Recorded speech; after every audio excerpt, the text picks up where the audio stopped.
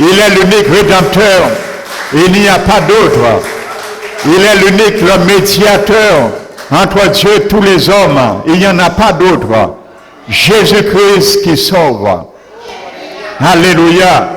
Oui, Seigneur. Comme nous l'avons chanté, d'un pôle à un autre pôle, cours ta parole. Ce matin, ta parole, Seigneur, courra aussi car tu vas l'envoyer. Et lorsque tu envoies ta parole, tu dis, il envoya sa parole et il est guéri.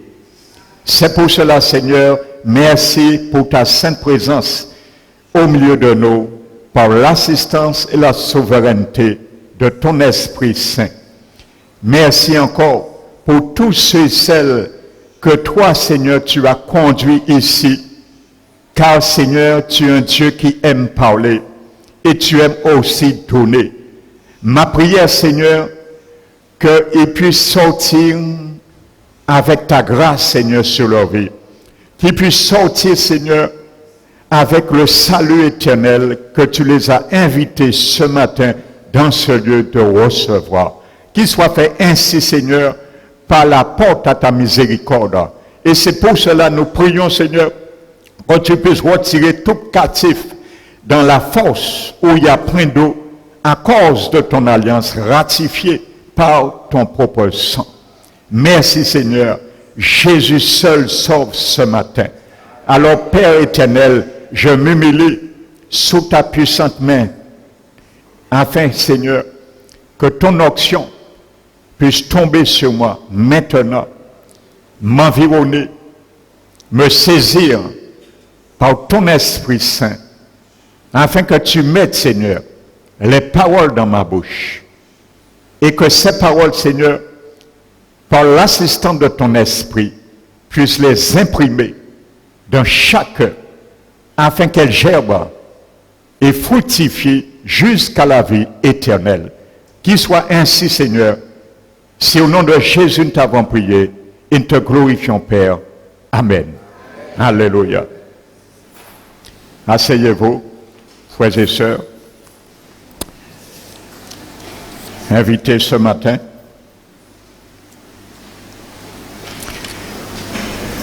Donc je bénis chacun de vous dans le nom et l'amour du Seigneur. Je bénis tous ceux et celles, particulièrement, qui ont fait l'effort d'emmener quelqu'un ce matin. Et je bénis également, par-dessus tout, tous ceux et celles qui nous visitent ce matin. Alléluia. Dis à celui qui t'a emmené ce matin ici, je te remercie, au nom du Seigneur, de m'avoir conduit dans ce lieu. Car j'entendrai quelque chose de la part de mon Dieu. Et aussi, je recevrai quelque chose. Mais je te remercie aussi pour me conduire aussi dimanche prochain, parce que ce ne sera pas tôt aujourd'hui. Au nom de Jésus. Amen. Soyez les bienvenus. Nous allons entendre un message de la part du Seigneur ce matin. Pas de la part du pasteur Emmanuel, mais de la part du Seigneur. Peut-être ce message qui a de l'électricité ce matin, qui va foudroyer. Alléluia. Mais attends-toi à cela. Vous savez, le dernier chant a été vraiment un chant d'introduction pour ce message. Jésus sauve. Amen. Et sa parole d'un pôle à pôle parcourt, il parcourra toutes les conceptions de la tête jusqu'à la plante des pieds. Qu'il soit ainsi au nom de Jésus-Christ. Amen. Nous allons ouvrir la parole de Dieu dans le livre des Actes des Apôtres, le chapitre 10.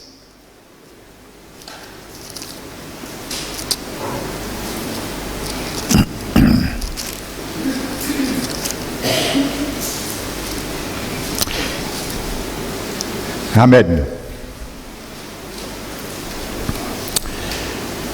Seigneur, que tu ouvres mon cœur ce matin.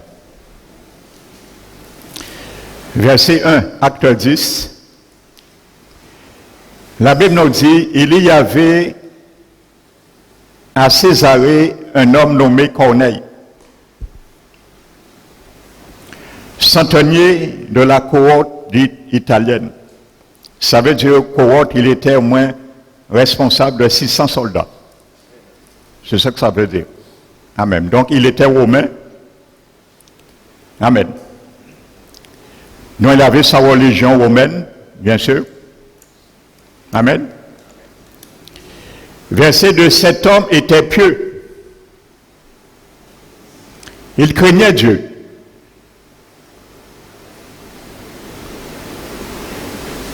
Avec toute sa maison. Il faisait beaucoup d'aumônes aux pauvres, des œuvres de charité.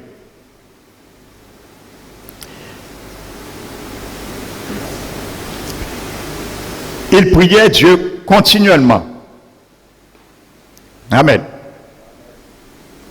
Je m'arrête là pour l'instant. Je vous pose une question maintenant. Cet homme est mort un jour. Amen. Nous avons vu ce que cet homme faisait. Il était pieux.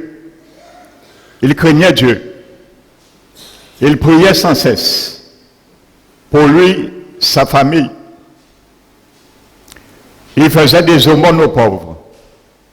On appelle ça des œuvres de charité, des bonnes œuvres. Un peu comme Mère Teresa. Donc, cet homme meurt dans cet état. Qu'en pensez-vous? Est-ce qu'il va au paradis, un tel homme? Mais pourquoi il ne va pas au paradis?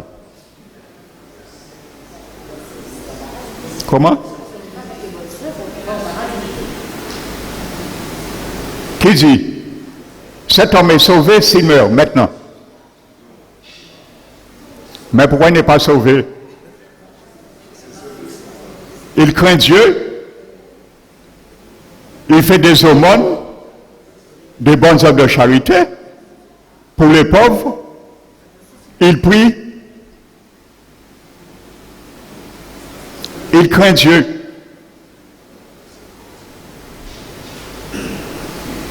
Il est sauvé.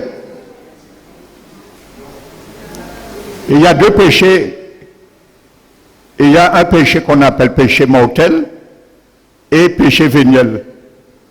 Donc, il pouvait être sauvé par le péché véniel, parce qu'il n'a pas fait le péché mortel. Oui ou non? Donc, nous allons voir dans la Bible qu'il n'était pas sauvé. Amen. Vous savez, si quelqu'un lit cette histoire, il s'arrête là. Un bon religieux,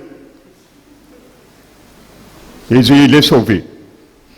Parce que c'est un peu l'échographie, un peu de la grande église. C'est l'échographie. Donc j'ai commencé à vous décrire l'image, le cliché de l'échographie de la grande église. Mais qui n'est pas l'église du Seigneur. Amen. C'est comme ça, on prétend qu'on est sauvé. Mais vous allez voir, cet homme n'était pas sauvé. Et vous allez comprendre comment il a été sauvé. Il n'a été sauvé ni par les prières qu'il faisait. Il n'a été sauvé ni par les bonnes œuvres, les aumônes qu'il faisait, ni parce qu'il craignait Dieu. Amen. Et ni parce qu'il était pieux. Alléluia. Alors si tu es pieux ce matin, si tu as une vie qui est pieuse, si tu pries, c'est bien, il faut continuer à le faire. Si tu crains Dieu, c'est bien, il faut continuer à le faire. Parce que le début de la sagesse, c'est la crainte de l'Éternel. Amen. Si tu fais des aumônes, c'est bien aussi. Et quand tu as l'opportunité, continue aussi à le faire. Mais sache ce matin que tu es un corneille pour Dieu. Tu n'es pas quand même sauvé. Amen. Si tu n'es pas encore sauvé, considère ce matin que ce message c'est pour toi, que tu es un corneille ce matin. Et tu dois comprendre comment tu dois être sauvé de la part de ton Dieu. Alors c'est ça que nous allons voir ce matin. Alléluia. Amen. Donc nous allons voir ce matin comment tu peux être sauvé tout en étant un corneille. Ça veut dire quelqu'un qui prie, qui fait des bonnes œuvres, qui craint Dieu et qui mène une vie pieuse. Alléluia. Donc si tu es sauvé quand même avec toutes ces choses, tu as été sauvé par tes propres œuvres. Amen. Mais nous allons voir quand dit la Bible. Amen. Donc je continue. Nous n'allons pas prendre toute l'histoire. Donc, vous allez lire le chapitre, la Bible dit qu'il y avait Pierre, l'apôtre Pierre qui se trouvait à ce moment à Jopé. Et Corneille vivait et se trouvait à cette époque à Césarée. Donc le Seigneur écoute ses prières, le Seigneur voit ses œuvres qui sont louables à ses yeux. Et le Seigneur va envoyer l'apôtre Pierre chez lui.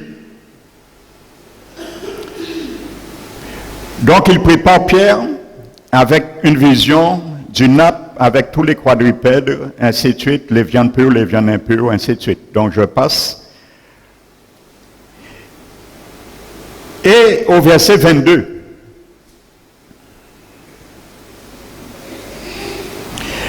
il nous est dit, j'y répondis, Corneille, centenier, homme juste et craignant Dieu, mais qui j'en beaucoup comme ça peut pas être sauvé.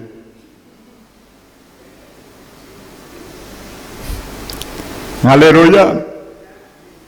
Alors ne considérons pas de nous-mêmes comment nous devons être sauvés. Amen. Et qui toute la nation des Juifs rend un bon témoignage de lui. Mais qui j'en beaucoup comme ça peut pas être sauvé?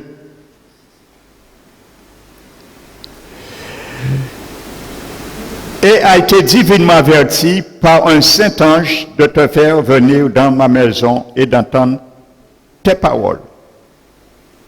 Ça change maintenant. Là, ce n'est pas parole d'homme. Là, c'est les paroles de l'Éternel. Et ce qui importe ce matin pour toi, c'est ce que Dieu dit de toi.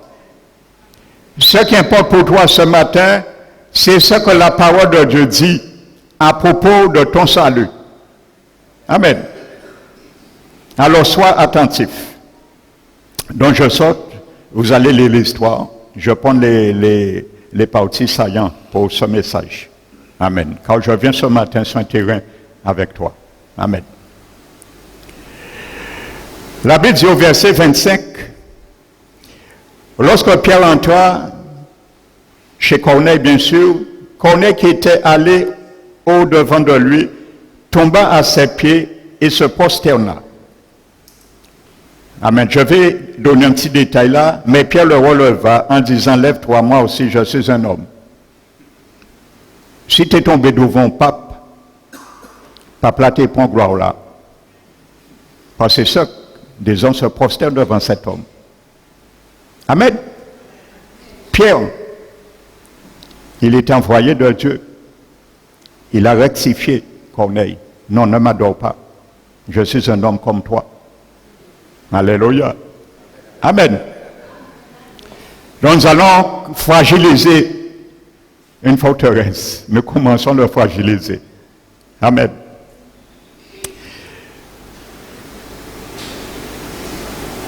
Maintenant, la Bible nous dit, le verset 32, je dis bien, je prends les versets pour gagner du temps, nous n'allons pas, ce n'est pas l'objectif de lire le chapitre, vous allez le lire chez vous, c'est un sujet de méditation. Verset 32, pardon. 31, Corneille, ta prière a été exaucée et Dieu s'est souvenu de tes aumônes.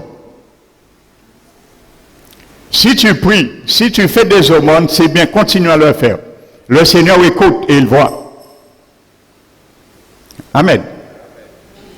Mais il est dit, il s'est souvenu. Et maintenant, il vient maintenant te répondre. Amen. Envoie donc quelqu'un à Jopé et fais venir Simon, surnommé Pierre. Il est logé dans la maison de Simon Corroyeur. Un corroyeur, c'est celui qui retirait la peau des animaux, ou on appelle ça aussi un tanneur. Et il fallait rester, comme on considère, c'est un métier à l'époque impur, il fallait habiter pas très loin de la mer pour l'odeur. Amen. Donc on considérait ces hommes comme des impurs, les Juifs particulièrement à l'époque. Amen. Ce n'est pas aujourd'hui que les artisans sont impurs. Donc à l'époque, c'est ça. Alléluia. Donc, la Bible nous dit, aussitôt, j'ai envoyé quelqu'un vers toi et tu as bien fait de venir. Maintenant, donc, nous sommes tous devant Dieu. Ce matin, toi qui es là, tu es devant Dieu. Il n'est pas là physiquement, mais il est là, il te voit. Amen. Donc, nous sommes tous ce matin devant Dieu. Pour entendre tout ce que le Seigneur t'a ordonné de nous dire. Et c'est ça que je vais faire ce matin. Le Seigneur t'a invité, nous sommes tous devant Dieu. Il m'a ordonné de te donner des paroles pour que tu puisses entendre ce matin. C'est mon mandat ce matin. Alléluia. Il dit, c'est mon devoir de recevoir ces paroles. Parce que nous sommes devant Dieu. Amen. Maintenant, ça devient plus compliqué maintenant. Verset 34. Alors Pierre, ouvrant la bouche, ils sont devant Dieu maintenant, dit en vérité, je reconnais que Dieu ne fait point de favoritisme. Alléluia. Ce n'est pas un Dieu d'impartialité. Parce que s'il faisait du favoritisme, il partait voyer Pierre, il partait la peine voyer Pierre à Kazaï. Il était sauvé. Amen. Dieu ne fait point de favoritisme. Amen. Alléluia. Je reviendrai tout à l'heure sur un texte qui parle de favoritisme à l'égard de Dieu. Amen.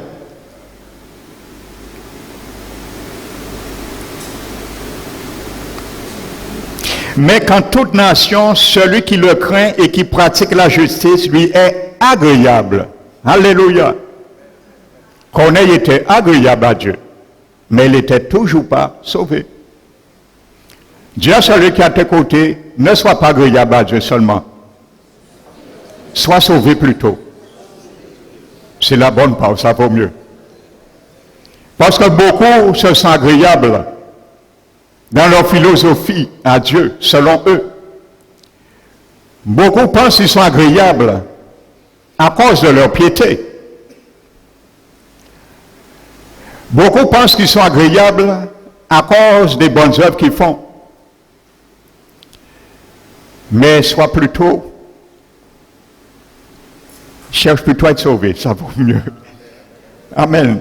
Le Seigneur n'a toujours pas parlé de sauver. Amen. Il est en train de démanteler une philosophie. Donc je suis en train de démanteler une forteresse ce matin. Amen. Le marteau, de plus en plus, va frapper plus fort. Vous le ressentez. De plus en plus, ça va faire du bruit, le chantier. Nous sommes en train de démanteler un chantier. le chantier de l'adversaire. Alléluia. Ça fera de plus en plus du bruit. Alléluia. Tu as amené ton casque ce matin pour le bruit? Alléluia. Je parle de casque spirituel, pas de casque physique. Alléluia. Maintenant, verset 43. Pierre maintenant vient. Tous les prophètes, en parlant de Jésus, rendent de lui, Jésus de Nazareth, le témoignage que quiconque croit en lui. Je vais m'arrêter sur le mot croire. C'est très important que tu le saches ce matin. Qu'est-ce que ça veut dire ce mot grec qui est traduit par quoi en grec? Chaque fois que la Bible emploie le mot croire, c'est le mot grec épistori. Et chaque fois que particulièrement l'apôtre Jean, dans son évangile, Jean, c'est lui qui parle le plus de croire. Dans l'évangile ou dans ses épîtres, dans le grec. Ce verbe croire est toujours accompagné d'une préposition is et suivi d'un accusatif. Ça veut dire que s'il fallait franciser cette allocution grammaticale grecque, on ne peut pas le franciser en français. Ça ne se francise pas en français. Il fallait dire en français, croire dans Jésus. Ça ne se dit pas en français. Donc, cette allocution grammaticale grecque nous fait comprendre qu'il s'agit d'une inclusion. Ça ne parle pas d'une connaissance cognitive avec notre tête. Parce que les démons aussi croient à Dieu. La Bible dit, les démons croient aussi, mais ils tremblent parce qu'ils ne sont pas sauvés. Ce n'est pas parce que tu crois en Dieu que tu seras sauvé. C'est ça que ça veut dire. Quand Dieu dit croire, c'est quelqu'un qui a accepté Jésus dans sa vie comme Sauveur et Seigneur, qui s'est engagé de faire tout ce qu'il te demande de faire et de continuer à le faire. C'est ça, ça veut dire le mot croire. Donc je l'ai francisé un peu pour vous, en le décortiquant. Amen. Donc voici ce que ça veut dire.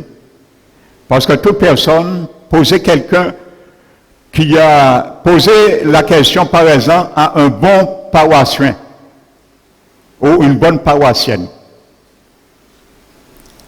Ça veut dire c'est celle qui a sa foi, sa croyance, sa religion, sa tradition. Les dimanches, sa Bible, il va à la messe, ainsi de suite. On appelle ça un bon paroissien. Posez-lui la question. Et vous diront, je crois en Dieu. Et vous diront, il y a un seul Dieu.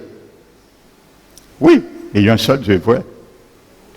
Mais c'est ça, le mot croire n'est pas la terminologie de ce mot croire dans la Bible.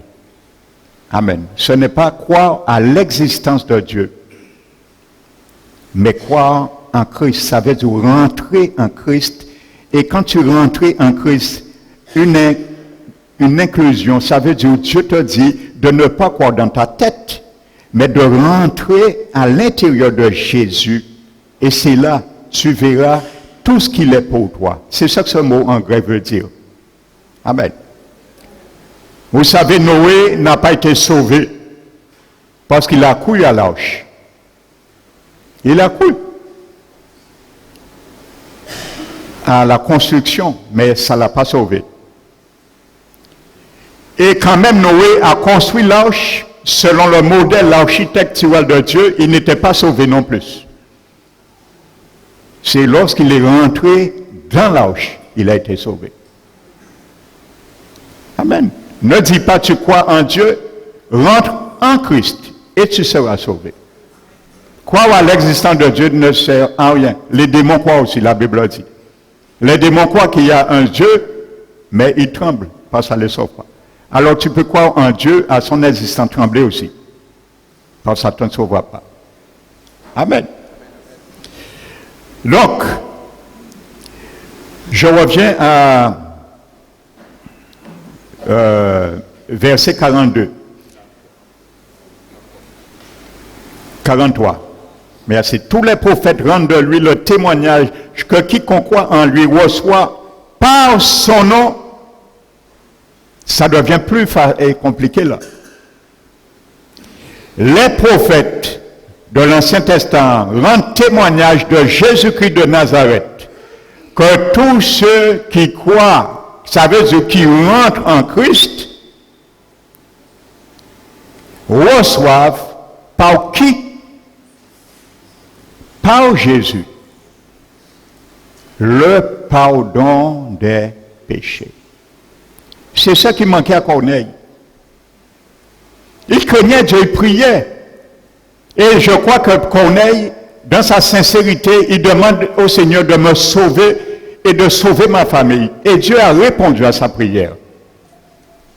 Parce qu'il n'était pas encore sauvé, il demandait probablement à Dieu de le sauver. Et comme c'est un Dieu qui est miséricordieux, qui ne fait point de favoritisme, il est venu et il a mis Corneille et sa famille devant le fait. Pour voir si vraiment ce que tu me demandes, tu le veux. Et à ce moment maintenant, il vient et il répond à Corneille. Alléluia. Le pardon de ses péchés. Donc retiens ça bien. On reçoit le pardon des péchés uniquement au moyen du nom de Jésus. Amen. Et il n'y a pas d'autre moyen. Nous allons voir un escalier que les hommes ont échafaudé. Mais cet escalier n'est pas marqué le pardon des péchés. Et les hommes, eux, ils ont fait comme Nimrod. Ils ont voulu aller au ciel en érigeant une tour, la tour de Babel. Mais Dieu a démantelé cette tour. Et en passant par cet escalier, ils vont toucher le ciel, le paradis. Mais ce matin, nous allons démanteler cet escalier aussi. Et il y a un seul escalier pour monter au ciel, c'est Jésus de Nazareth. Si tu avais déjà commencé ce matin, monter cet escalier, autre que Jésus, je ne sais pas combien de marches tu as déjà monté. Si c'est 10e marche, 20, mais ça veut dire escalier là, ça donne un long machin. Parce qu'avant, on va au paradis, il faut monter marche. Alors, je ne sais pas combien de marches tu es ce matin, mais descends très vite avant de démanteler. Quand tu vas tomber, et sera le chaos. Donc, le Seigneur te demande doucement de descendre et de revenir à terre, repartir dans l'ordre du Seigneur. Amen. Et il n'y a pas d'autre escalier. Amen. Donc la Bible nous dit, comme Pierre, verset 44, prononçait encore ces mots, le Saint-Esprit descendit sur tous ceux qui écoutaient la parole et ils ont été sauvés. Parce que c'est ce qu'il voulait. Il demandait cela. Amen.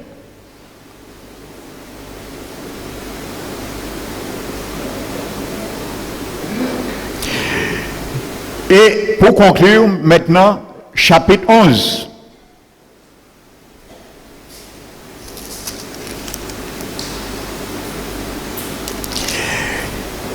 La Bible nous dit, cet homme nous raconta, parce que Pierre après, il a été rejoindre ses compagnons, et il lui dit, bon, Dieu a fait quelque chose d'extraordinaire. Je suis rentré chez une famille, c'est la porte que Dieu a ouverte aux premiers païens convertis. Et il dit, je suis rentré, il manqué tabasser l'apôtre Pierre. Il dit, Pierre, mais qui j'en rentre accompagnant? C'est interdit selon la loi mosaïque, manger avec païen, ainsi de suite. Et c'est là Pierre dit, non, maintenant, Dieu ne fait point de favoritisme. Il m'a montré une nappe, il m'a dit de ne pas considérer impur ce que moi je considère pur. Les païens comme impurs, maintenant considère tes frères païens comme maintenant des frères. Amen. Et maintenant, il se défend et il argumente ce qui s'est passé pour les sensibiliser et les convaincre que ça venait de Dieu et ils ont été sauvés comme eux. Et il dit au verset 13 de Acte 11, « Cet homme nous raconta comment il avait vu dans sa maison un ange se présentant à lui en disant, « Envoie quelqu'un à Joppé et fais venir Simon surnommé Pierre, qui te dira,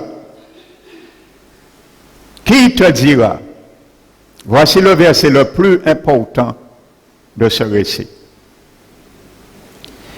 des choses par lesquelles tu seras sauvé, toi et toute ta famille. » À ce moment, Corneille et sa famille ont été sauvés. Si Corneille mourait, si sa famille mourait avant d'entendre ces paroles, leur âme aujourd'hui serait en enfer. Alléluia. Et ils n'étaient pas sauvés. C'est soit on est sauvé ou on n'est pas sauvé. On ne peut pas être sauvé avec Jésus à demi. Et on ne peut pas être mort non plus si spirituellement à demi avec Dieu. Si tu es sauvé pour Dieu. Si tu es mort, tu es mort. Amen. Alléluia. On ne peut pas habiller la mort spirituelle. On habille, on déguise un mort physique, oui, pour avoir une belle apparence. Et il n'y a rien de mal dans le cercueil. Surtout quelqu'un qui a été fait un accident grave, un peu défiguré, c'est normal. Pour moi, voir cette personne, pour les derniers recueillements, quand même, dans l'état qu'on l'a connu pendant son pèlerinage. Ça, on habille, on déguise un peu un mort. On peut dire, on arrange plutôt la mort. Mais dans la mort spirituelle, il n'y a pas d'arrangement. Avec Dieu, tu es mort ou tu n'es pas mort. Si tu es mort, tu n'es pas vivant, spirituellement. Amen. Il n'y a pas de semblant mort. La mort spirituelle, on ne le déguise pas. Qu'est-ce que j'entends par là? Par exemple, Corneille, il y a beaucoup de Corneilles dans le monde aujourd'hui. Et vous dites, je crains Dieu, moi je prie. J'ai rencontré, je vous ai dit, quelqu'un l'autre jour à Carrefour, j'ai discuté, elle me dit, moi, on n'a pas besoin pour l'église, pour religion, on prier pour tout le monde. On dit, ça ne suffit pas. Il dit, moi, on n'a pas en religion, alors qu'elle dit, est-ce que vous êtes dans le Seigneur? Qu'elle dit, moi, c'est quoi ça? Il dit, moi, baptisé, on dit, qui baptême il prend? Il dit, moi, baptême bébé, on dit, ça pas un baptême, ça pas biblique. Il dit, moi, un péché changé, ayant l'église, parce qu'un habité un péché changé. On dit quoi, par exemple? Courir carnaval, en 3 minutes, ça, pas un monde peut faire m'arrêter ça. Donc, une telle personne, c'est un Corneille, on peut dire. Elle a sa piété selon elle. Elle craint Dieu selon elle. Elle prie. Et c'est bien. Elle prie pour tout le monde. C'est bien. C'est louable devant Dieu.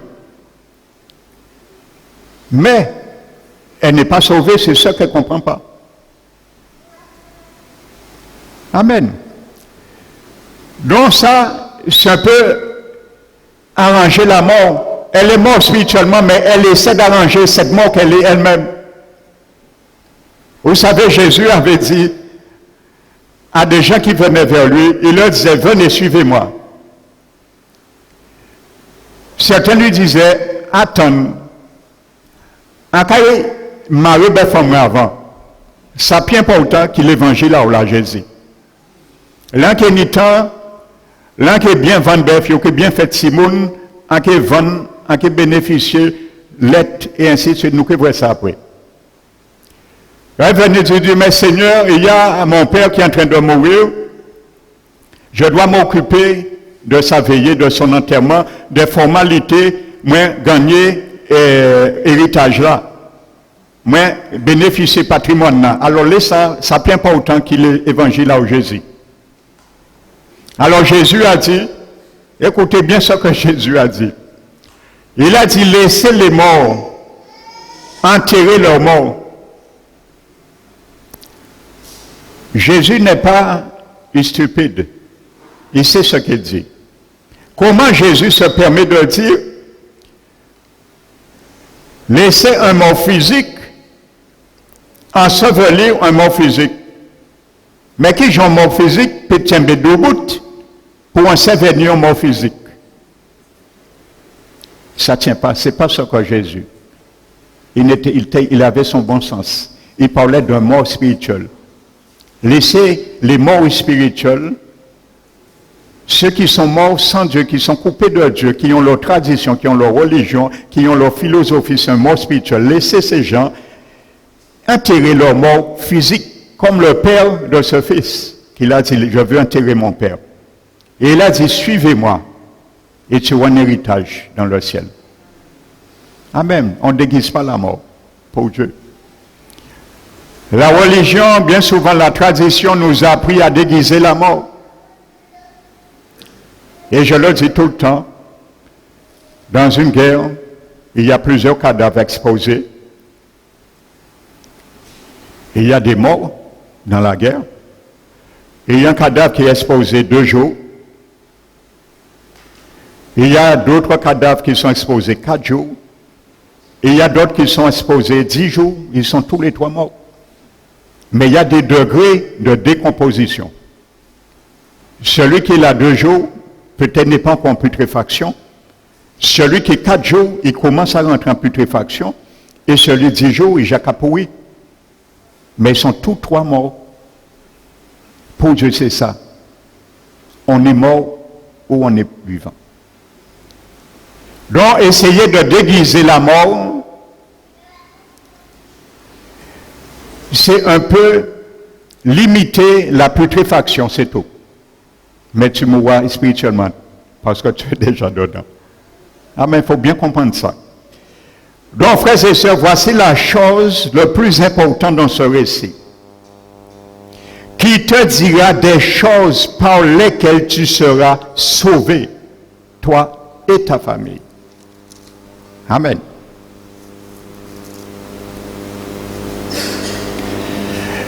À ce moment, ils ont été sauvés. Et dans le chapitre 15 de Actes, Pierre leur confirme encore que c'est à ce moment que Dieu a purifié leurs péchés. Amen. Donc voici les paroles par lesquelles tu saches ce matin, si tu ne le savais pas, tu peux être sauvé. Quelles sont ces paroles? Nous l'avons vu. Les prophètes, je rappelle les paroles que Pierre a dit chez Corneille, dans Acte 10. Tous ceux, les prophètes témoignent de Jésus-Christ de Nazareth, tous ceux qui croient en lui reçoivent en son nom le pardon des péchés. Voici ces paroles que l'Éternel a envoyées Pierre chez Corneille pour qu'ils entendent et qu'ils soient sauvés. Il n'a pas envoyé Pierre pour dire, oh Pierre, merci pour ta piété. L'Éternel m'envoie saluer ta piété. L'Éternel m'envoie saluer parce que tu es un prieur. Tu es un homme de prière. Le Seigneur m'a envoyé chez toi pour te féliciter pour les aumônes que tu fais, pour la crainte que tu as vers lui. Ce n'est pas ça qu'il est venu faire. Il est venu lui dire les paroles par lesquelles il doit entendre pour être sauvé. Ça veut dire quelque chose, je disais à Corneille, parce que tu n'es pas sauvé. Et si tu meurs dans tout ce que tu avais, tu iras quand même en enfer. Amen. Alors ce matin, voici ces paroles que tu dois entendre ce matin pour être sauvé. Amen. Mais comme les hommes, nous sommes cartésiens. D'une manière naturellement, nous essayons toujours d'essayer de donner une petite couche de peinture ou de tuile dans l'édifice du Seigneur, disant, mais le Seigneur, il dit ça, mais quand il y a une petite correction, dans ça, il fait, nous avons une petite touche. Ça qui est plus belle, forme là, ça qui est meilleur. Mais sache, la Bible dit que toutes les paroles de Dieu, Est-ce un argent éprouvé au creuset de la terre, 7 fois épuré? Ça veut dire, chaque parole, chaque verset, Dieu a permis qu'il soit canonifié dans la Bible à son importance. Ce n'est pas au hasard, Dieu a décidé 66 livres dans la Bible. Il y en a d'autres. Satan a découvert d'autres livres pour mener amalgame, mais qu'a amalgamé lui-même et royaume. Tous ont été prouvés. 7 fois épurés. Il n'y a pas un verset inutile dans les 66 livres de la Bible. Et ça suffit pour que nous sachions ce que Dieu veut que nous sachions. Alors nous allons voir maintenant cet escalier. Nous allons voir cette petite couche supplémentaire que les hommes ont apportée. Parce que ce n'était pas suffisant, la mort de Jésus.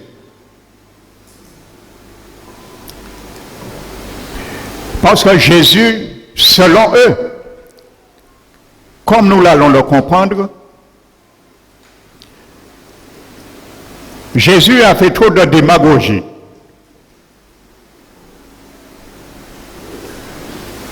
C'était trop simple pour verser du sang et s'arrêter là. Donc, ils vont compliquer les choses de Dieu au détriment de leur perte, de leur âme. Et c'est ce qu'on appelle cet escalier ce matin que nous allons voir, que les hommes ont érigé. Mais malheureusement, ils ne vont jamais terminer d'ajouter des marches. Ils ont commencé. Mais c'est un escalier que l'homme a commencé un jour et qui ne vont jamais terminer. Parce qu'ils ne vont jamais toucher le ciel, cet escalier. Amen. C'est ce qu'on appelle cet escalier, le purgatoire. Amen. Et c'est un dogme qui est venu par le concile de Florence en 1545, je crois. Et il a été adopté officiellement comme article de foi dans l'Église romaine catholique en 1563, je crois. Mais je vous précise que ce dogme même dit que ce n'est pas biblique, mais il déclare anathème, maudit, toute personne fidèle qui ne croit pas à ce dogme, dont vous êtes maudit. Un dogme qui amène la malédiction sur ta vie, on te maudit si tu n'acceptes pas la malédiction. Alors là, première fois entendre cela. La Bible dit dans le prophète Jérémie chapitre 7, maudit quiconque se confie en l'homme, qui prend comme appui sa chair en se détournant vers Dieu. Mais on prend des dons humains pour se détourner de Dieu et vous dire que vous serez maudit si vous ne vous laissez pas maudire par ce dogme. D'où malédiction. Amen. Donc ce n'est pas moi qui va vous établir le dogme, c'est établi déjà. Et comme je dis, c'est un escalier qui a commencé et les marches ne vont jamais continuer parce qu'on ne pourra jamais arriver au ciel, cet escalier. Amen. Donc elle a été acceptée dans la religion romaine par le concile de Trente. Amen. Et c'est pour cela, vous savez, toutes les gens qui ont été aujourd'hui, et je respecte la mémoire des morts, parce que j'ai aussi des parents, des familles qui sont morts aussi. Et lorsqu'ils vont éliminer les morts chaque Toussaint, c'est le purgatoire, le concept du purgatoire qui les donne l'assurance et la force de le faire. Parce qu'ils savent, selon eux, un jour, ils vont revoir ces bien-aimés. Alors, frères et sœurs, ce matin, pour que tu puisses sortir dans cette fausse assurance, parce qu'elle est fragile, et te mettre sur vraiment une assurance éternelle. Alléluia. Donc, le titre de cette prédication, Dieu m'a donné à cœur de lui donner le titre, le purgatoire au regard de la Bible. Alléluia. Nous allons voir le purgatoire au regard de la Bible. Le purgatoire des hommes, et si vous voulez, le purgatoire de la Bible. Selon Dieu. Amen.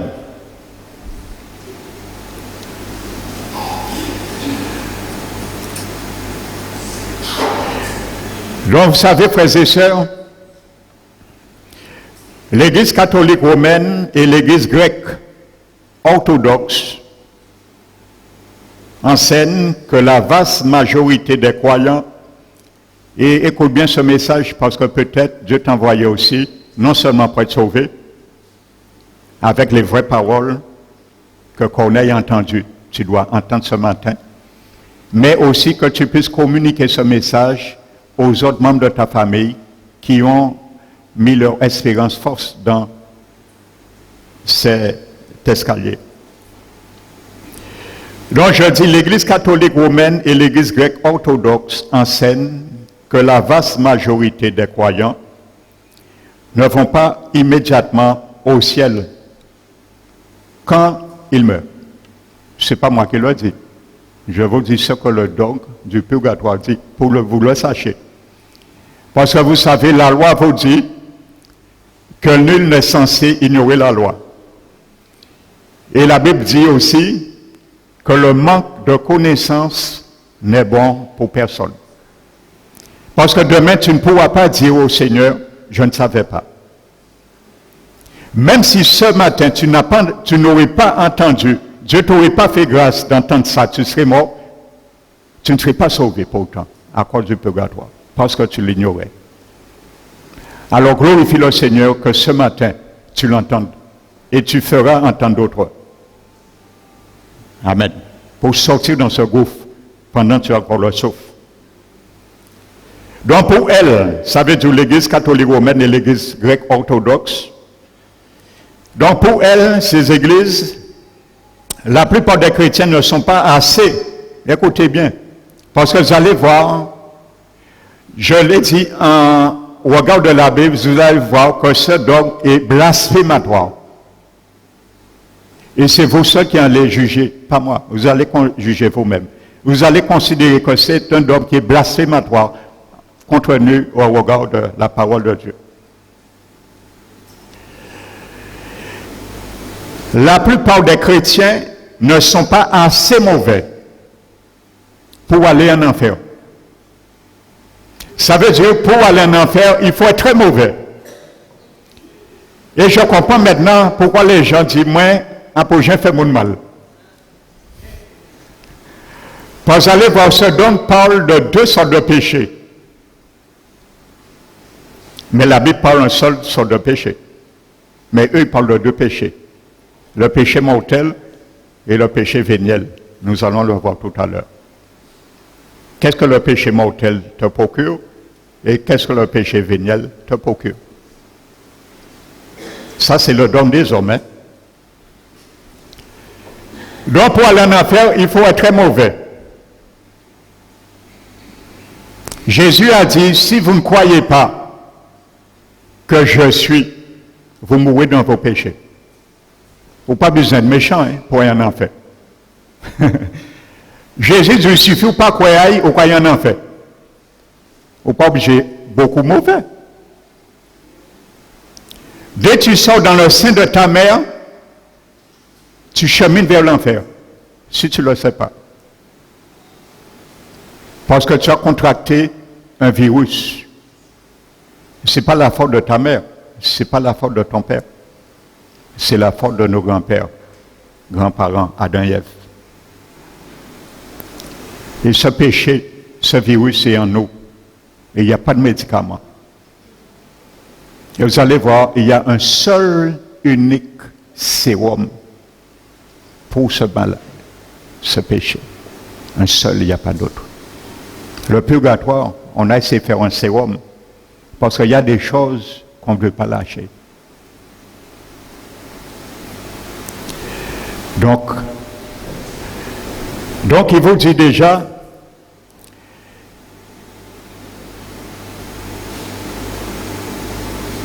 il ne faut pas être assez mauvais pour aller en enfer, mais ils ne sont pas assez bons non plus pour aller au paradis. Donc, si vous n'êtes pas assez mauvais pour aller en enfer, et vous n'êtes pas assez bon pour le paradis, il faut mettre ça dans balance. Et ils trouvent en balance, malheureusement. Et comme dit la Bible, le poids de la balance fausse est en horreur à l'Éternel. Mais le poids du juste est agréable à Dieu. Mais cette balance est fausse. Qui j'en fait équilibre là? Il ne faut pas être trop mauvais pour en faire. Il ne faut pas être trop bon pour aller au paradis. Alors c'est là les hommes ont dit, on va chercher quelque chose entre le paradis, le ciel et l'enfer. Et on va l'appeler le purgatoire. Voici comme ça, ça commence. Amen. Mais je vous ai dit, le dogme a commencé en 1545. Le dernier livre de la Bible a été écrit en l'an 90. Et c'est Jean qui l'a écrit à l'île de Patmos. La Bible a été codifiée. Donc, ce don qui vient 15 ans, près de 16 siècles après, ne peut pas venir de Dieu, ni de la Bible. Parce que Jésus a dit qu'il ne faut rien ajouter à sa parole. Donc déjà, ça ne vient pas de Dieu. Et nous allons le voir. Amen. Donc, il faut, je vous cite ce que l'Église romaine catholique et l'Église grecque orthodoxe, à pas pasteur Emmanuel qui est échafaudé. Je le lis et ensuite nous allons comparer ce que dit le dogme et la Bible. Nous sommes d'accord. Amen. La parole de Dieu dit, celui qui parle pour sa cause paraît juste. Ensuite vient la partie adverse et on les vérifie. Alléluia, la parole de Dieu, elle est belle.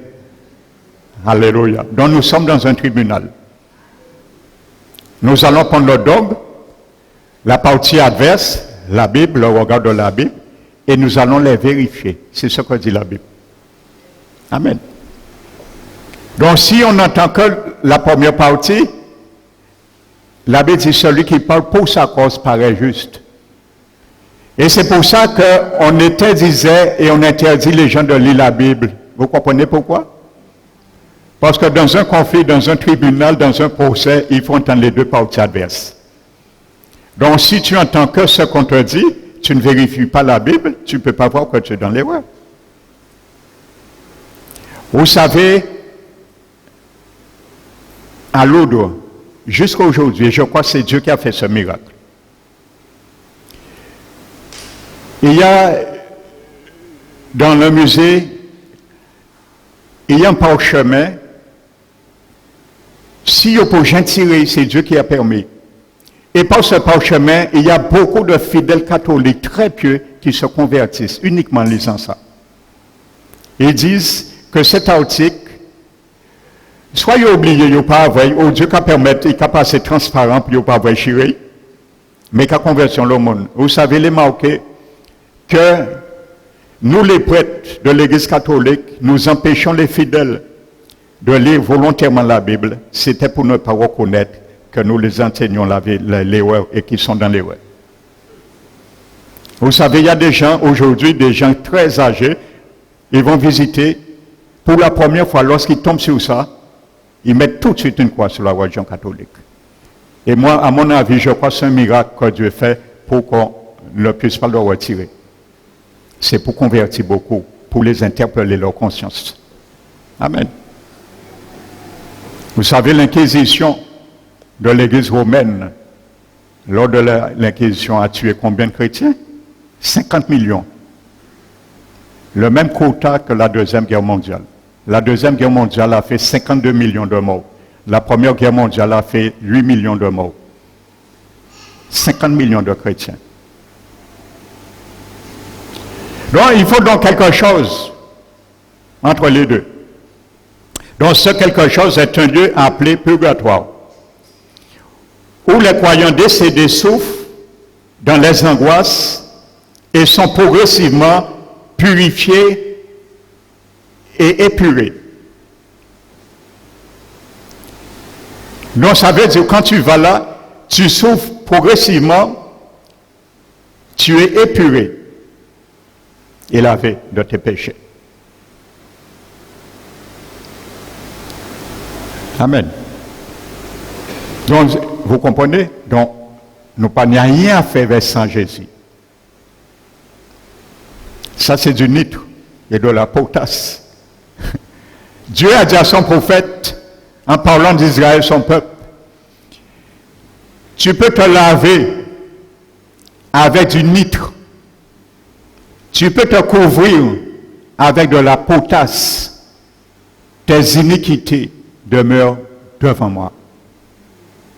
La potasse, c'était un moyen d'empêcher la putréfaction lorsqu'un bête, un animal meurt. C'est pour ça aujourd'hui on met chaud sur un animal, un cadavre, pour ralentir la putréfaction. Et comme je vous disais, il y a beaucoup de croyants, ils cherchent un moyen de potasse pour ralentir la putréfaction, mais ils sont morts. Ils ralentissent la putréfaction, mais ils sont déjà morts spirituellement. Tu peux ralentir la putréfaction toute ta vie, mais tu es déjà mort à la base. Quand quelqu'un rentre en putréfaction, c'est parce qu'il est déjà mort. Et la seule manière qui t'empêche de rentrer en putréfaction, de revenir à la vie, c'est le sang de Jésus-Christ de Nazareth. Alléluia. Le sang de Jésus de Nazareth. Je n'avais pas prévu ce verset. Hébreux 9, verset 11. Christ est venu comme souverain sacrificateur des hommes à venir. Il a traversé le tabernacle, plus grand et plus excellent au ciel, plus parfait et excellent. Ça veut dire qu'il n'est pas de ce royaume. Il est rentré une fois pour toutes.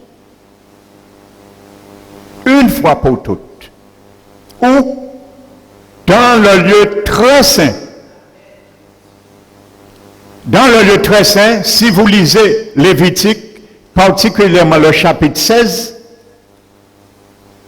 pendant la fête des expiations, le souverain sacrificateur rentrait une seule fois dans l'année pour apporter le sang devant le propitiatoire pour que le peuple et le pardon de Dieu les soient propices, comme le dit son nom, propitiatoire, rendre propice la faveur de Dieu. Amen. Il est rentré Jésus dans le lieu très saint une fois pour toutes. Dans le tabernacle physique, on entrait avec le sang des boucs et avec le sang des taureaux. Mais l'Hébreu nous dit, il est rentré non avec le sang des boucs et le sang des taureaux, mais avec son propre sang. Alléluia. Ayant obtenu une rédemption éternelle. Pas à demi. Soit tu es racheté ou tu n'es pas racheté. Si tu es racheté, tu n'as rien à faire avec le purgatoire. Alléluia. Soit tu es racheté ou tu n'es pas racheté. Avec Dieu, tu es racheté ou tu n'es pas racheté. Avec Dieu, tu es mort ou tu es vivant. Avec Dieu, tu es noir ou tu es blanc. Il ne fait pas de gris. Avec Dieu, c'est l'enfer ou le paradis. Il n'y a pas de purgatoire. Il n'y a jamais d'intermédiaire pour le Seigneur. C'est toujours l'homme qui veut mettre un intermédiaire. Parce que Dieu s'est trompé. On va toujours vouloir donner un coup de main à Dieu. Dans ses plans, dans ses affaires, dans sa justice. Amen. Ayant obtenu rédemption éternelle. Car si le sang des veaux et des taureaux et la cendre d'une vache qui était répandue sur ceux qui étaient souillés sanctifiait et procurait la pureté de la chair. Combien plus? Alléluia. Le sang de Jésus, par l'Esprit éternel, s'est donné, offert à Dieu sans tâche. Purifiera-t-il votre conscience des œuvres mortes? Et vous allez voir, le purgatoire t'invite à faire des œuvres mortes qui ne te purifient pas. Mais le sang de Jésus te retire dans ses chaussures des œuvres mortes et te purifie. Alléluia. Purifiera-t-il notre conscience des œuvres mortes? Les œuvres mortes, Paul a dit, est-ce que c'est par les œuvres de la loi? Amen. Et il a dit, Jésus, ce n'est ni par des choses précieuses, l'or et l'argent. Et vous allez voir, le purgatoire t'invite à payer par l'or et l'argent. Ce n'est ni par l'or et l'argent, des choses précieuses, que vous avez été rachetés des vaines manières de vivre héritées de vos pères, mais par le sang de Jésus. Le sang de Jésus. Tout leur passé, c'est sang à Jésus, pas ni d'autre. Même si sang là pas qu'à y avoir, c'est sang là ça, pas aimer.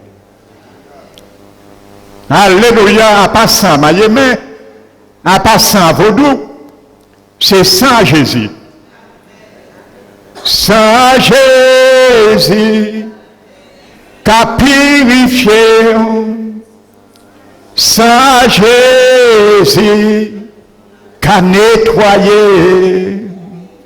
Saint Jésus, qu'a justifié. Saint Jésus, qu'a pardonné. Ô sang, ô sang, sang à Jésus, sang à Jésus, pas ni d'autre. Alléluia. Et vous dit, car la mort étant intervenue pour le rachat des fautes commises lors de la première alliance, afin que tous ceux qui sont ainsi appelés reçoivent l'héritage éternel. Amen. Et la Bible dit, il termine ce chapitre 9 d'Hébreux, sans effusion de sang. Continuez le verset. Alléluia. Sans effusion de sang, il n'y a pas de pardon des péchés. Comment tu peux expier par la souffrance tes péchés? C'est blasphématoire. Sang à Jésus.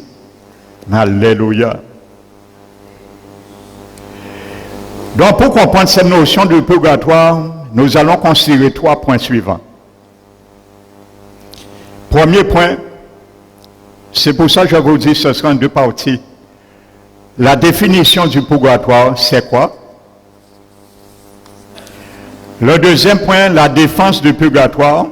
comment on le justifie? Et le troisième point, la difficulté du purgatoire. Ça veut dire pourquoi nous devons le rejeter. Parce que tu dois le rejeter. C'est pour ça que je t'ai envoyé entendre cela. Parce que si tu crois toujours à cela, tu ne le rejettes pas, c'est toi, Jésus, qui te rejettera un jour, devant le jugement dernier. Il te vomira. Et il te dira, mon ami, monte-moi l'escalier. Est-ce que comment tu peux venir au ciel? Pas par le purgatoire. Amen. Donc maintenant, la définition. Qu'est-ce que c'est? Premier point.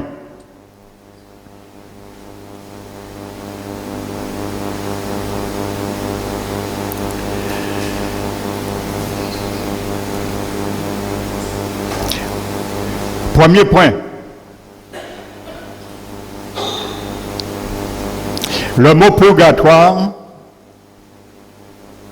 vient du mot latin, peut-être qu'on connaît la définition, qui peut me dire, en latin, le mot purgatoire veut dire quoi? Ça veut dire, en latin, épuré. Épuré.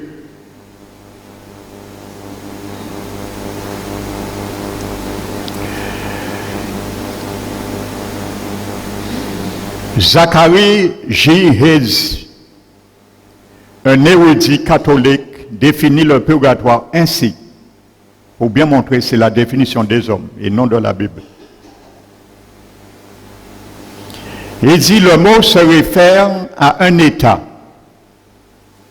un lieu ou une condition dans le monde à venir, entre le ciel et l'enfer.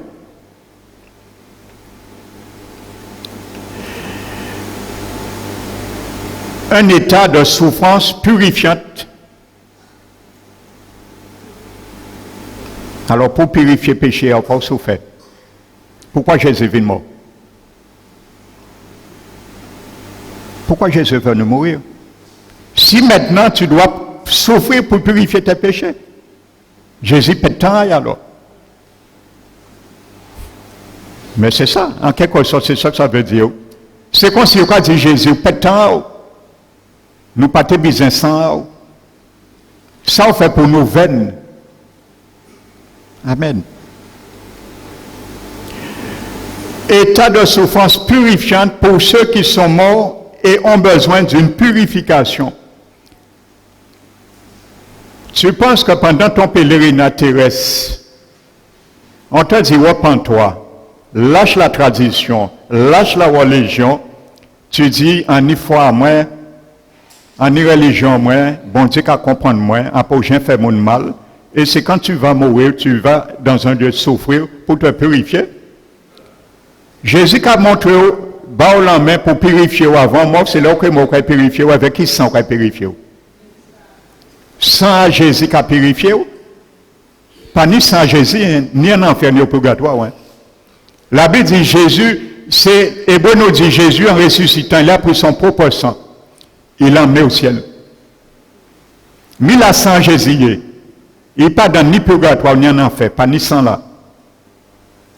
Parce qu'en enfer, c'est l'esprit et âme à mon qui là, à pas corps physique à mon qui là, pas ni sang là. Sans Jésus pas là.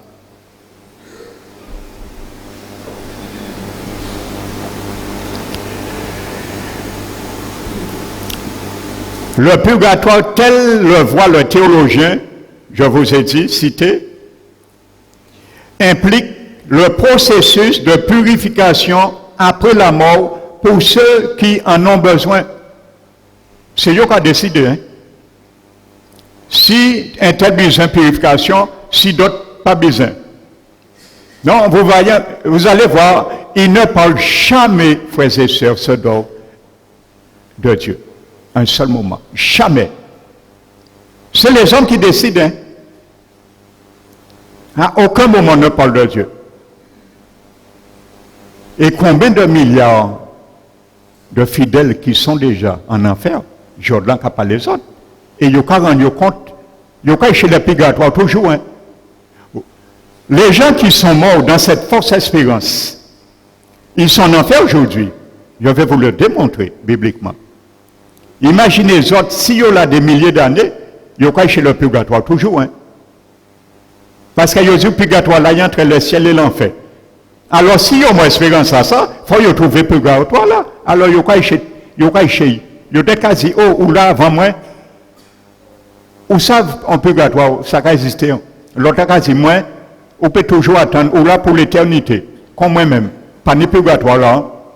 En là, depuis autant à Moïse, en prochain fois purgatoire. L'autre là, quasi moins, là, depuis autant d'Abraham, en prochain fois, ça, c'est déjà vrai, déjà sorti. Eh bien, bien cela, ça. Alors, je vous conseille pas d'aller dans cette ambiance, parce que ça peut jamais exister. Il vient 16 siècles après, la Bible a été canonifiée. Alors, ça n'a jamais existé pour Dieu et puis jamais existé. Alléluia. C'est un processus dans lequel, mais là, les choses qui viennent sérieux maintenant, et abominable. C'est un processus dans lequel la préoccupation des vivants, mis fardeau à les vivants maintenant, les messes des 8 jours après la mort, la litanie, les rosaires, mis fardeau à les vivants maintenant. Alors ce mort maintenant, ou laisser fardeau là pour ceux qui vivent à présent. Un fardeau qui a chargé inutilement en plus. Un fardeau qui a été déchargé en Christ. Par Jésus dit, venez à moi, vous qui êtes chargés, fatigués, je voudrais nous du repos. La guerre repos, charge purgatoire, la guerre, aille en Jésus, sans aille qui bat repos. Alléluia. C'est un processus dans lequel la préoccupation des vivants en faveur des morts qui s'exprime au moyen de prières et d'œuvres charitables. Alléluia. Peut avoir un effet. C'est peu probable. Peut avoir un effet bénéfique sur la guérison des morts. Une sorte de processus purificateur est posé comme principe entre la mort et l'entrée au ciel.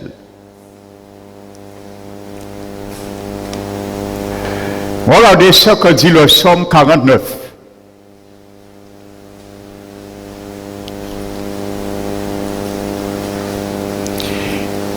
Ils se confient en leur bien et ils mettent leur gloire dans leur grande richesse.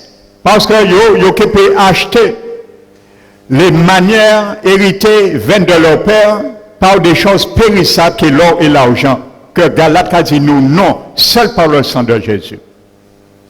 Ils se glorifient par leur grande richesse. Mais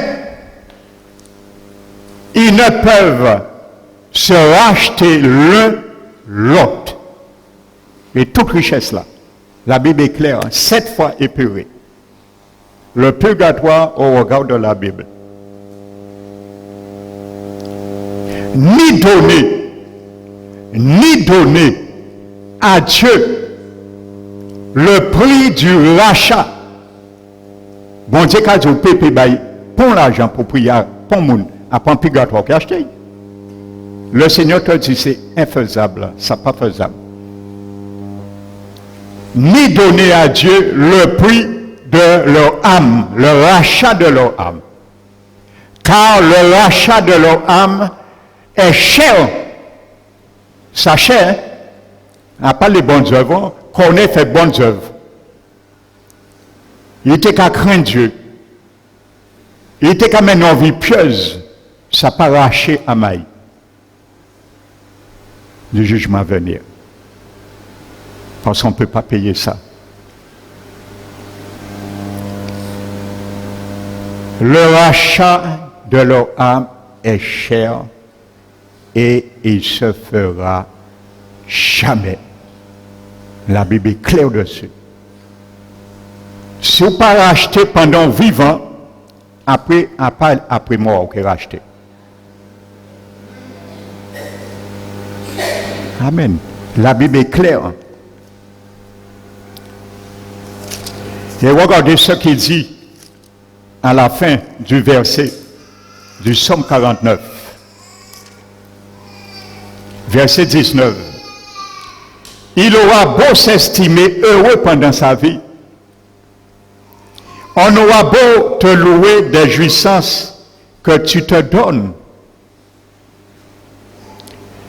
Tu iras néanmoins au séjour de tes pères qui jamais ne reverront la lumière.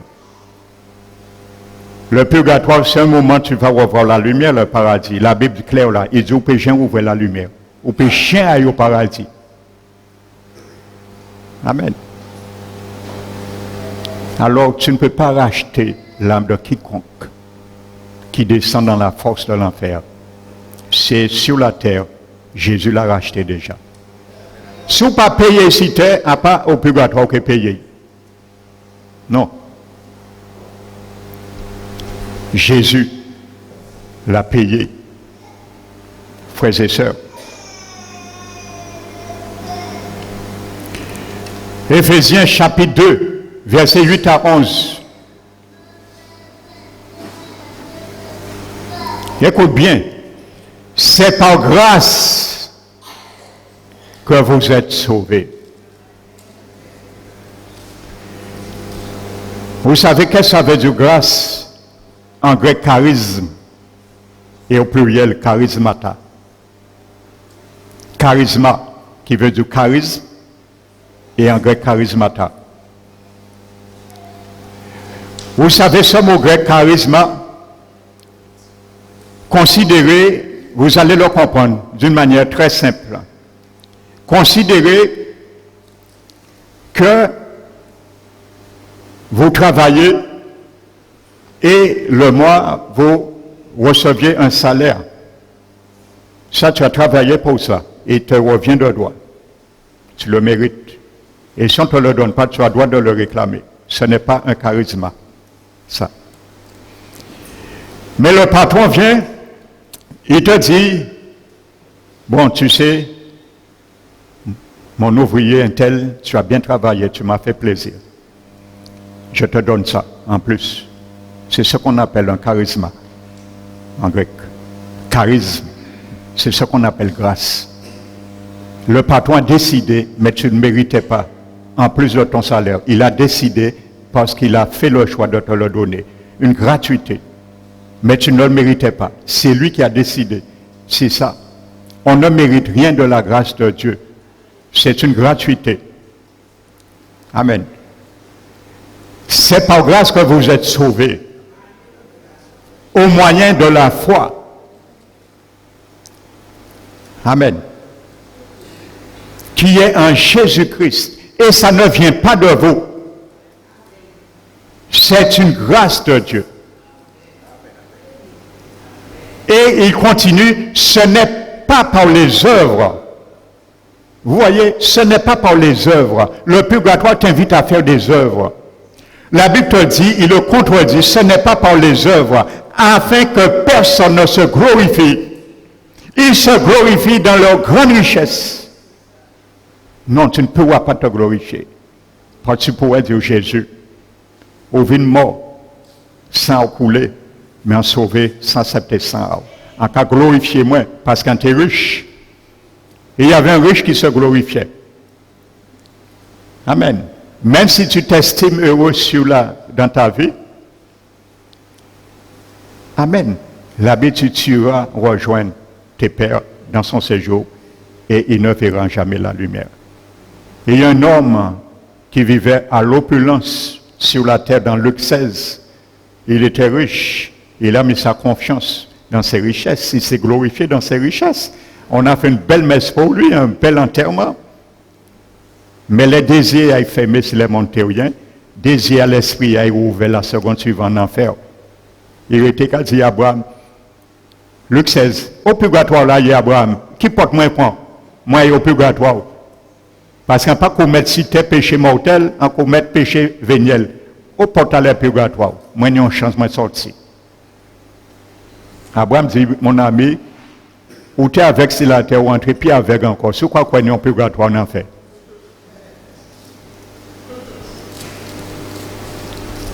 Eh bien, demandait quelques gouttes d'eau sur sa langue, parce qu'elle était qu'à brûler dans les flammes, cruellement. Amen. Afin que nous se glorifie. Et il continue. Car nous sommes son ouvrage, étant créés en Jésus-Christ, pour de bonnes œuvres. Pour de bonnes œuvres que Dieu a préparées d'avance afin que nous les pratiquions. Tu vois, tu ne fais pas des bonnes œuvres pour être sauvé. Mais quand Dieu te sauve par le sang de Jésus, il te demande, il te réclame à faire de bonnes œuvres. Pas toi va faire, mais lui l'a préparé pour toi afin que tu restes sauvé en les mettant en pratique. Et voici bien ensuite dans ce chapitre, Paul montre l'échographie de quelqu'un qui est perdu, quelqu'un qui fait des bonnes œuvres, quelqu'un qui pense être sauvé, se glorifie dans ses bonnes œuvres. Il montre l'échographie maintenant. Il parle et il montre l'échographie. Et il dit maintenant, car lorsque vous étiez païen, dans la chair, ça veut dire humainement, vous aviez votre religion, vous n'étiez pas chrétien, c'est ça que ça veut dire païen. Vous étiez appelés incirconcis par ceux qui sont circoncis dans la chair par la main des hommes. Ça veut dire ceux qui étaient sous l'alliance, qui avaient un titre d'appartenance au peuple de Dieu, à l'alliance. Il fallait être circoncis le 8e jour, tout mal. Amen. Il dit, souvenez-vous en ce temps-là, voici l'échographie. Si tu n'es pas sauvé, voici le cliché que Dieu te montre ta propre vie. C'est comme ça que j'étais un jour, avant d'être sauvé en 79. C'était aussi mon cliché. Quand je suis rentré un jour, Jésus m'a montré ce cliché, mon échographie. Donc voici l'échographie. Il dit, souvenez-vous en ce temps-là, parce qu'il parle aux convertis, chrétiens convertis maintenant. Il parle aux chrétiens qui ont peut-être qui ne connaissaient pas le purgatoire, mais qui faisaient des bonnes œuvres peut-être pour être sauvés. Il dit en ce temps-là, vous étiez sans Christ. Donc tu es sans Christ. Étranger aux alliances de la promesse de Dieu. Amen.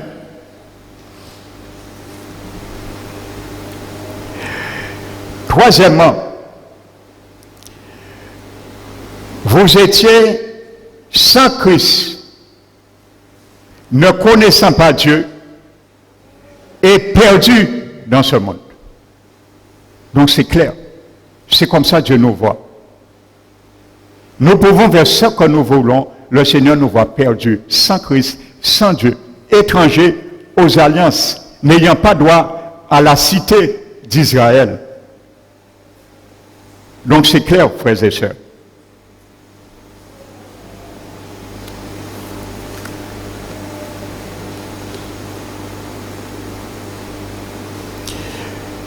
Donc je continue. Donc c'était une sorte de processus purificateur et posé comme un principe entre la mort et l'entrée au ciel. Amen.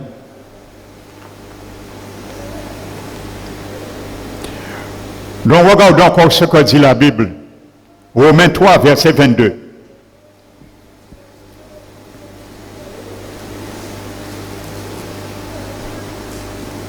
Romains 3, verset 22. Justice de Dieu par la foi pour ceux qui croient. Justice de Dieu par la foi pour ceux qui croient.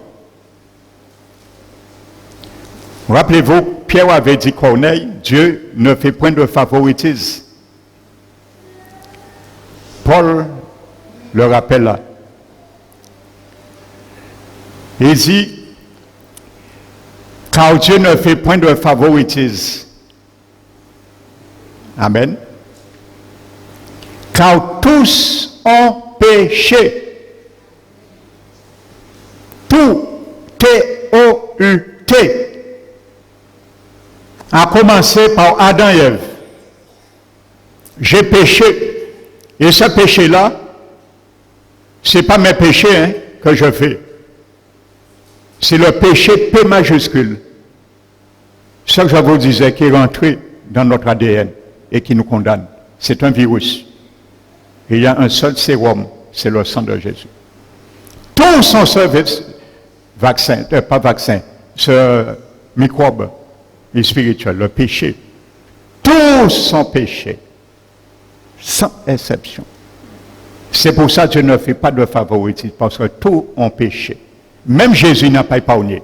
A fortiori nous. S'il n'a pas épargné son propre fils, alors pas comprendre qu'épargner nous, elles vont purgatoire. Tous sont péchés et sont privés de la gloire de Dieu. Alléluia. Tous, sans exception.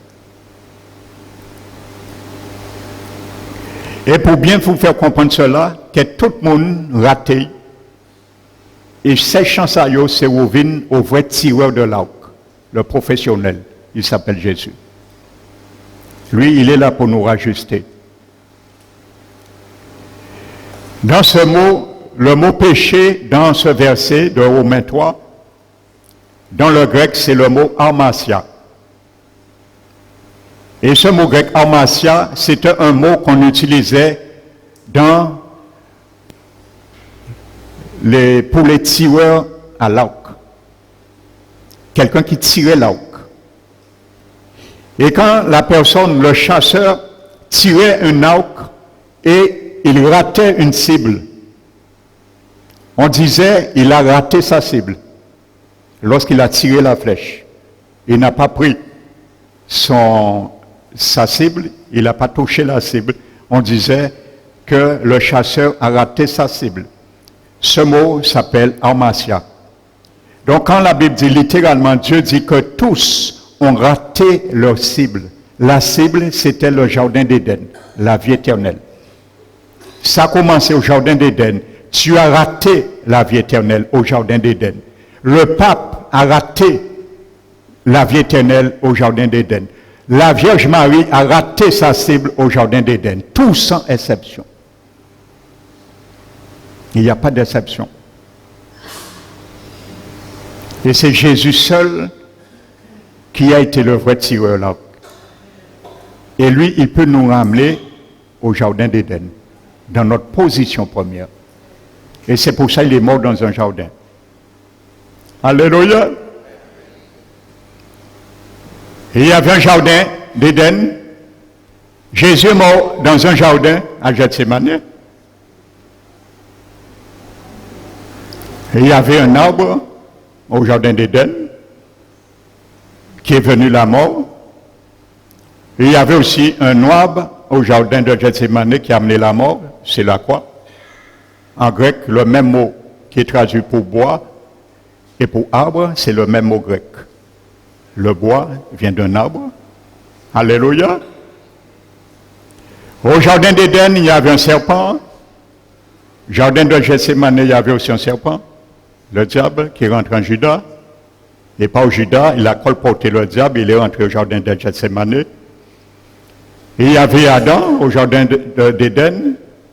Et il y avait Jésus, le dernier Adam, au jardin de Gethsémane. Donc, ce qu'il a été commencé au jardin d'Éden, a été achevé au jardin de Gethsémane.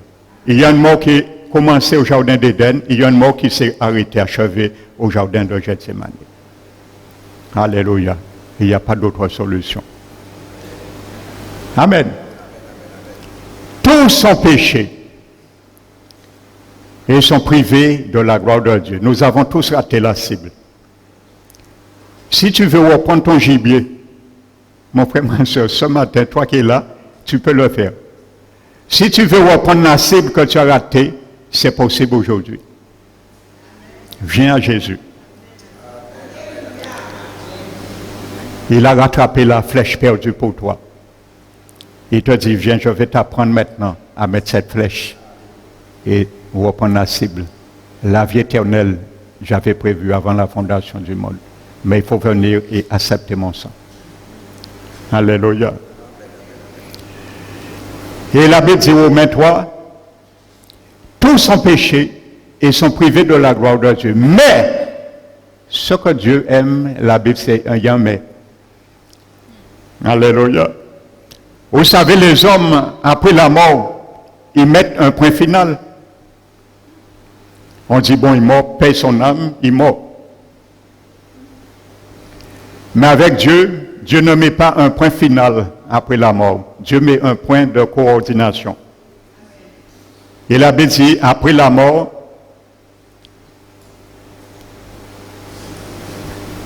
le riche, après la mort, Lazare. Amen. Mais ils sont gratuitement justifiés. Gratuitement. Éphésiens dit, c'est par grâce que vous êtes sauvés. C'est un don de Dieu, ça ne vient pas de Dieu. Et ce n'est pas par les œuvres, afin que quiconque se glorifie. Mais ils sont gratuitement justifiés. Voyez, gratuite.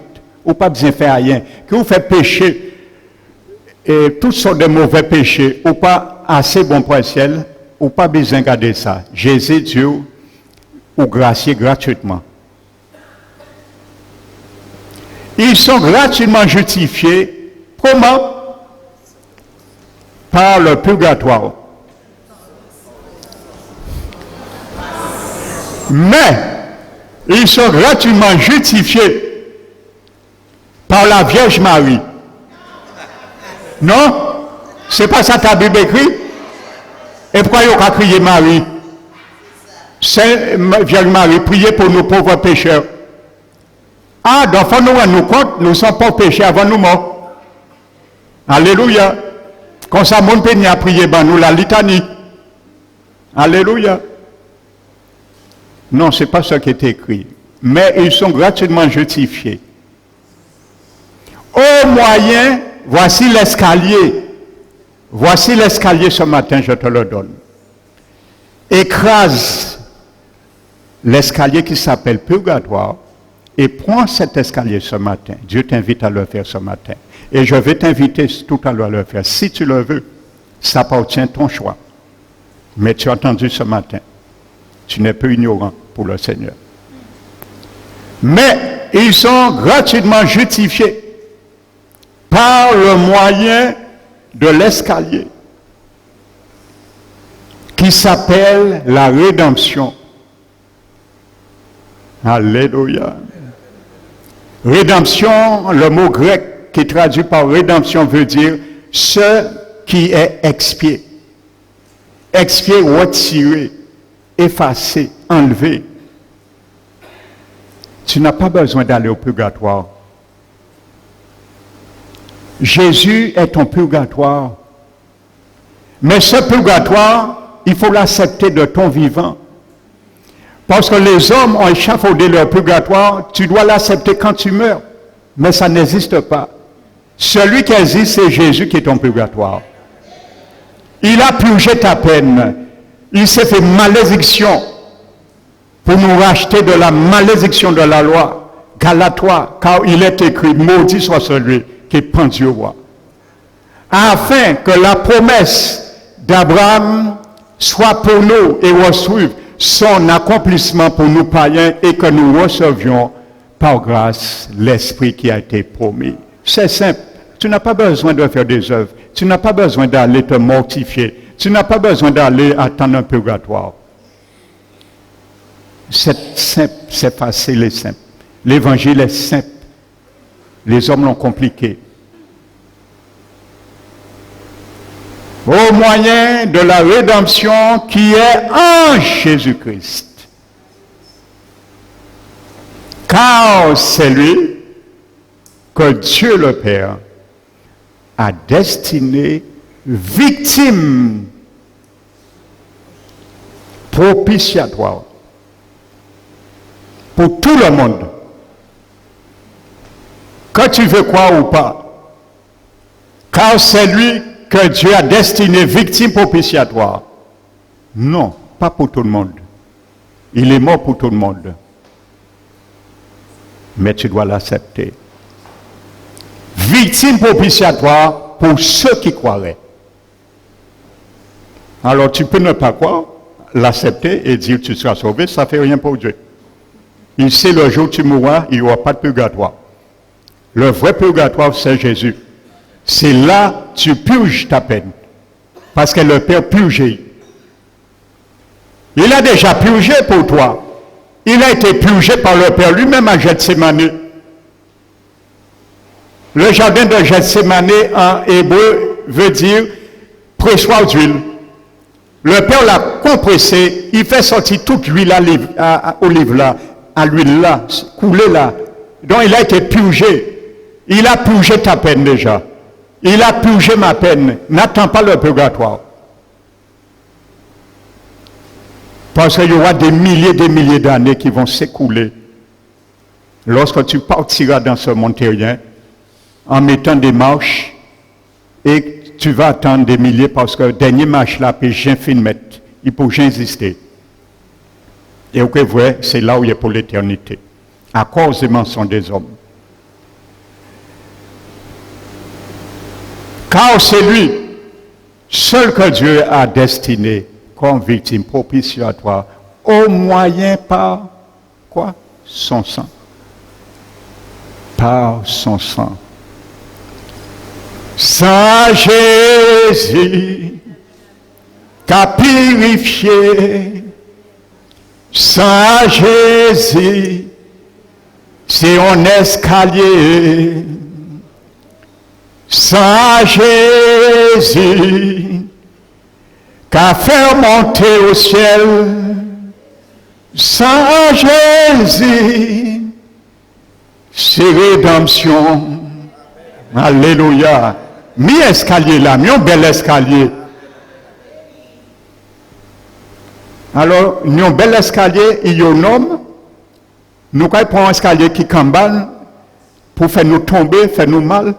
Le purgatoire démonte cet escalier aujourd'hui et revient à la raison pour le Seigneur. Alléluia. Ça, c'est la première partie. Mais la deuxième, il y a beaucoup de choses, vous allez voir, frères et sœurs, blasphématoires. Et que le pape même s'est mis au-dessus de Dieu, dans ses dômes. Ce matin, dimanche prochain, tu vas entendre le reste. Je vais faire un appel solennel. Tu n'as pas tout entendu. Certes, Dieu te fera grâce si tu le veux d'entendre le reste dimanche, Dieu voulant. Mais tu as bien vu que Dieu t'a démontré premièrement, il y a un homme qui s'appelle Corneille. Il avait une vie louable et que Dieu avait un regard favorable sur lui. Mais ce n'était pas suffisant pour être sauvé. Peut-être tu es là ce matin, tu dois te dire que si tu n'avais pas entendu ça, tu croyais au purgatoire et tu te rends compte que c'est une mauvaise espérance que tu as mis ta foi. Le Seigneur veut te pardonner ce matin. Et si tu étais dans l'ignorance, il est venu mourir pour cela. Mais il te dit ce matin, ne sors pas dans ce lieu sans m'accepter mon sang, parce que tu ne sais pas, en partant ici, ce qui peut t'arriver. Ne dis pas, ah, j'aurai le temps. Le temps est un grand ennemi. J'aurai le temps est un grand ennemi. Peut-être c'est ce matin, le Seigneur t'a amené ici pour que tu puisses rejeter ce dogme qui ne vient pas de Dieu et qui n'est pas biblique. Il te dit ce matin, écoute ma voix. Je te lance un appel, réponds favorablement. Tu ne vas pas regretter.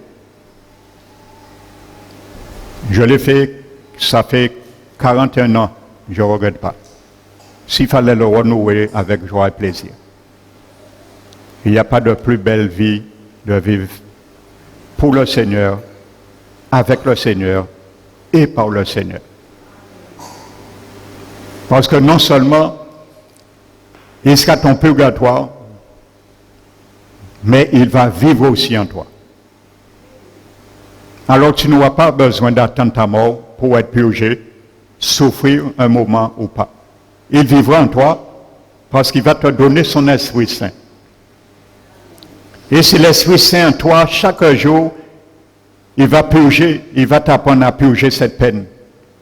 Ponctuellement, parce que Jésus est en toi pour cela. Parce que son sang est surtout suffisant. L'abbé dit que tu participeras à l'aspersion du sang. Et que si tu pèches de temps à autre, que ton cœur te condamne, Jésus sera plus grand que ton cœur. Et si ton cœur ne te condamne pas, tu auras de l'assurance que tout ce que tu lui demandes, il t'écoute. Voici ce que Jésus te présente. Alors aujourd'hui, tu choisis un des deux purgatoires. Jésus a purgé ta peine.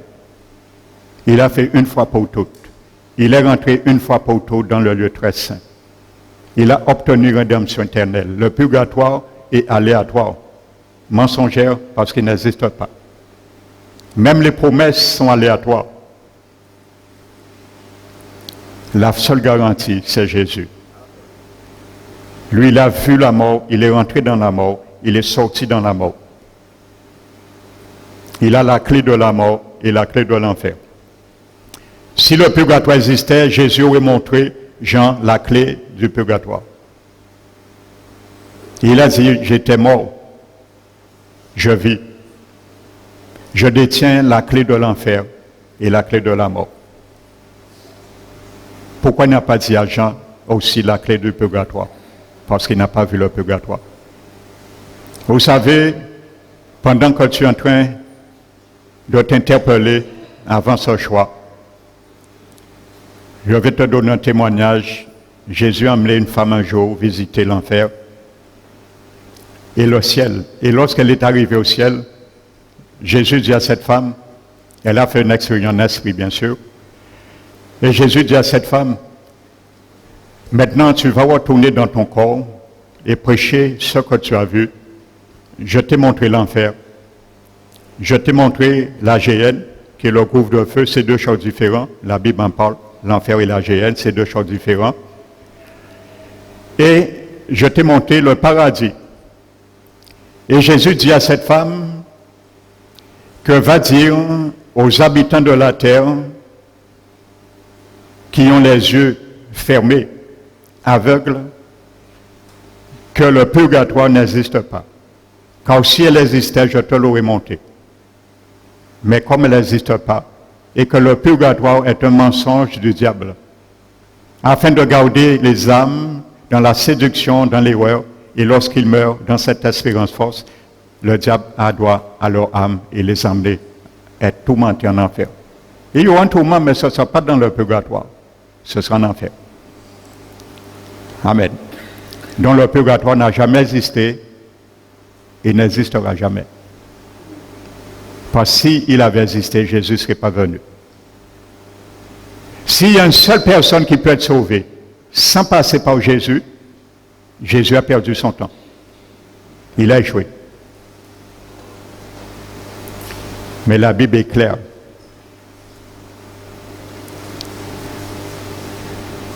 Par un seul homme, le péché, la désobéissance est venue et le péché a suivi et toutes ont péché. Par un seul homme aussi, la justice est venue, Jésus. Donc ce matin, Je t'invite, si tu veux sortir dans ce lieu, avec la paix en toi, dis simplement Jésus, je veux t'accepter. Tu es le seul rédempteur. Et je le crois. 1 Timothée 2, verset 5. Il y a un seul Dieu et aussi un seul médiateur entre Dieu et tous les hommes. Jésus-Christ, homme. Il n'y a pas deux. Il n'y a pas de médiatrice. Il n'y a pas Marie qui est assise sur le trône de Jésus. En tant que médiateur, dit, qu'est-ce que j'ai dit? Est-ce que ce que j'ai dit est bon? Pas non. Il y a un seul médiateur, Jésus-Christ. Amen. Donc maintenant, si tu veux dire, Seigneur Jésus, je veux sortir dans la paix, je veux t'accepter dans ma vie, comment sauver mon Seigneur? Sache à l'instant même, tous tes péchés seront pardonnés. Tu ne vas pas attendre ta mort, que tu aies fait beaucoup de péchés, beaucoup de mal, ou tu n'es pas trop bon. Tu vas directement dans la présence du Seigneur. Il a fouillé le chemin déjà. C'est par sa chair, la Bible dit dans le livre des Hébreux. Alors il t'invite, afin de rejeter ce qu'on t'a dit, vomis-le et viens à lui et reçois maintenant la vraie délivrance de ton âme. Viens à lui, reçois le vrai pardon des péchés. Alors je t'invite, si quelqu'un veut dire, Seigneur Jésus, tu es le seul sauveur, tu m'as montré beaucoup de versets et qui ne sont pas exhaustifs, je crois que tu es le vrai. Il n'y a pas de pardon sans toi. Il n'y a pas de salut sans toi. Alors, je te reçois dans ma vie. Si tu le veux, où tu es, lève ta main.